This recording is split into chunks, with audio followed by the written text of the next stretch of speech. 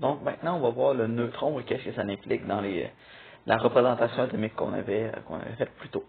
Donc si on commence, le neutron, lui, a été ajouté au modèle atomique par James Chadwick, donc le monsieur avec son nom juste ici. Lui, qu'est-ce qu'il disait, c'est que le noyau, il peut pas tenir s'il n'y a pas de neutrons à l'intérieur, parce que s'il y a seulement des charges positives, ça va se pousser, donc ça ne tiendra pas. Donc en rajoutant les neutrons, ça va pouvoir se tenir en mettant de l'espace entre les protons.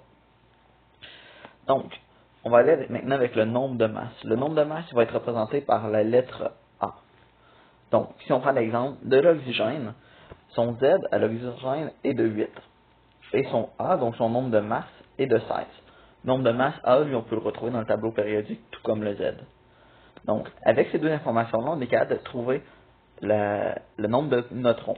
Comment qu'on va le trouver? C'est mon nombre de neutrons, donc N neutrons, va être représenté par la formule A moins Z. Donc, tout simplement, je prends ma masse, qui va être de 16, je fais moins 8 pour le numéro atomique, et ça va me donner que pour l'oxygène, j'ai 8 neutrons.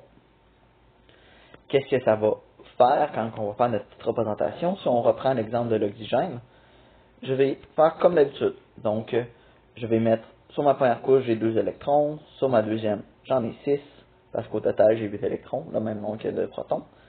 Qu'est-ce que je vais venir rajouter? C'est dans mon noyau. Je vais venir rajouter que j'ai 8 protons plus, hein, et que j'ai 8 neutrons. Puis je mets un petit rond sur le neutron pour dire qu'il est neutre. C'est juste comme ça qu'on va l'écrire.